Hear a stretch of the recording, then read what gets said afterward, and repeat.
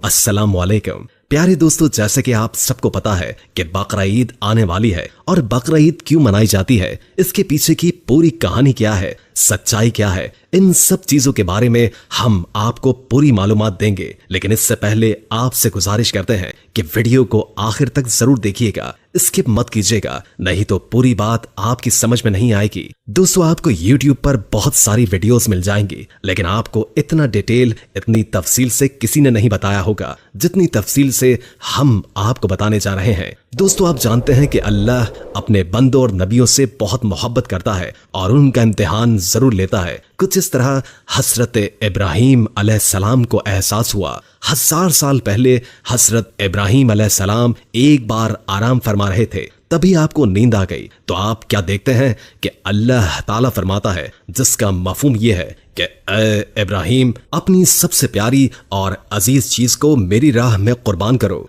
अपनी सबसे प्यारी चीज मेरी राह में पेश करो, मेरी राह में पेश करो। चुनाचे सुबह हुई तो आपने सोचा कि नबी का ख्वाब कभी गलत नहीं हो सकता, जो नहीं हो सकता।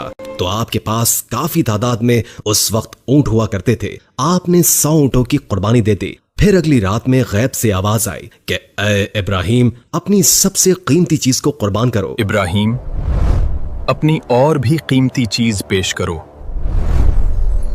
तो फिर दूसरे दिन आपने 200 ऊंटों की कुर्बानी दे दी। फिर तीसरे दिन गैब से वही आवाज आई। तो आप सोचने लगे कि मेरी सबसे प्यारी चीज तो मेरा फर्जंद है, यानी मेरा बेटा इस्माइल है। आप सोचने लगे कि अल्लाह कहीं ये तो नहीं देखना चाहता कि मैं सबसे ज्यादा अपने फर्जंद से प्यार करता हूं या अपने खालिक हकीकी से। जब ये बात आपके जहन में आई तो आपने इरादा कर लिया कि अपने अजीज को राह खुदा में कुर्बान कर दूंगा।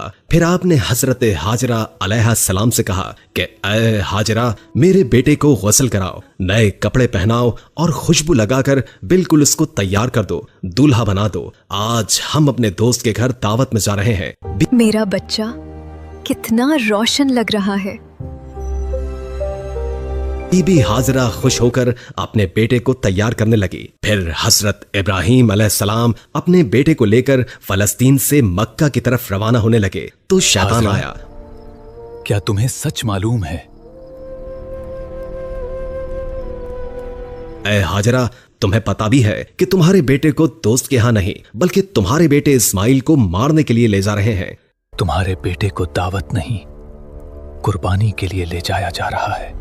तभी हजरत हाजरा ने कहा कि मैं अपने हजरत इब्राहीम अलैहिस्सलाम को अच्छी तरह से जानती हूँ, भला एक बाप अपने बेटे को क्यों मारेगा। शैतान ने कहा, इब्राहीम ने ख्वाब में देखा है कि अल्लाह की तरफ से तुम्हारे बेटे को कुर्बान करने के लिए ले जा रहे हैं। तो ये अल्लाह के हुक्म का मामला है। बीबी हाजरा फख्र से कहने लगी कि शैतान, तुम पर लानत हो। अगर मेरा बेटा अल्लाह की राह में कुर्बान होने जा रहा है तो एक इस्माइल क्या, ऐसे हजारों बेटे अल्लाह की राह में कुर्बान हो जाएंगे। फिर शैतान हजरत इस्माइल अलैहिस्सलाम के पास गया और बोला, तो क्या तुम्हें मालूम है तुम्हारे बाबा कहां ले जा रहे हैं?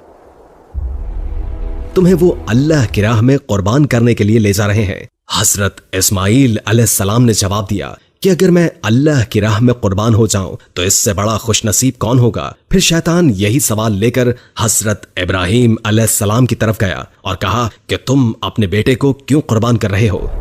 क्या तुम्हें यकीन है कि यह कुर्बानी कबूल होगी?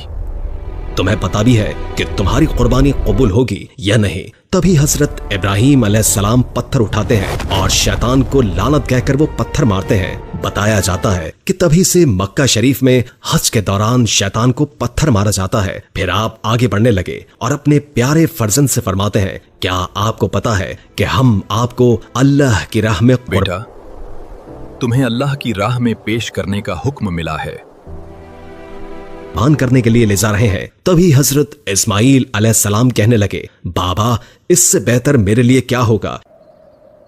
अल्लाह की राह में कुर्बान होना बड़ी सादत है कि मुझे अल्लाह की राह में एक अल्लाह के नबी कुर्बान करने के लिए ले जा रहे हैं, लेकिन बाबा मेरी एक इल्तिजा है कि जब मेरा गला कटेगा तब आप नहीं देख पाएंगे, इसलिए रस्सी से मेरे हाथ पांव दोनों अच्छी तरह से बांध लेना। और बाबा मैं चाहूंगा कि आप अपनी आंखों पर भी पट्टी बांध लें ताकि आपको मुझ पर रहम ना आ जाए। बस फिर क्या था, हजरत इब्राहिम अलैहिस्सलाम ने अपने बेटे के हाथ और पैर और आंखों पर पट्टी बांध ली और हाथों पर छुरी लेकर आसमान की तरफ देखा और कहा कि ऐ अल्लाह, अगर तू मुझे 1000 इस्माइल देता तो हजारों इस्माइल को तेरी राह में कुर्बान कर देता। ऐ मेरे रब, मेरी ये पेशकश कबूल फरमा।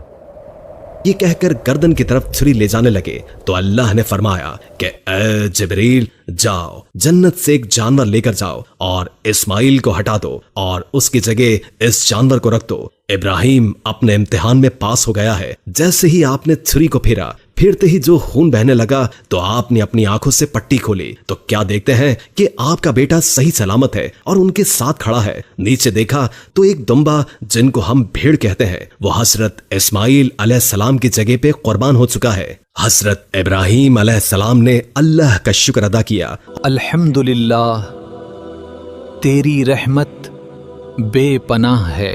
और गैब से आवाज आई, ऐ इब्राहिम, ये इम्तिहान ता कयामत याद रखा जाएगा और तेरी सुन्नत को ईमान वाले हर साल याद रखेंगे, अल्लाह की राह में कुर्बानी पेश करेंगे। तभी से ये सिलसिला जारी हुआ। ईद के 70 दिन बाद यानी 2 महीने 10 दिन के बाद बकरीद मनाई जाती है। हिंदुस्तान, पाकिस्तान, बांग्लादेश और तमाम देशों में 3 दिन तक ये त्योहार मनाया जाता है, जिसमें दुम्बा, बकरा, गाय, ऊंट और हलाल जानवरों को ज़िबा किया जाता है और कुर्बानी के गोश्त के 3 हिस्से बनाए जाते हैं। पहला हिस्सा गरीबों मिस्कीनों के लिए, दूसरा हिस्सा रिश्तेदारों के लिए और तीसरा हिस्सा अपने घर के लिए किया जाता है। बकरा ईद को ईद उल अज़हा भी कहा जाता है। जो लोग कुर्बानी कर रहे हैं वो लोग खास गरीबों को जरूर तकसीम करें। अल्लाह हम सबको अमल की तौफीक अता फरमाए और हम में से जो कोई कुर्बानी कर रहा है उसकी कुर्बानी कबूल फरमाए। आमीन। उम्मीद है कि आज की वीडियो आपको अच्छी लगी होगी।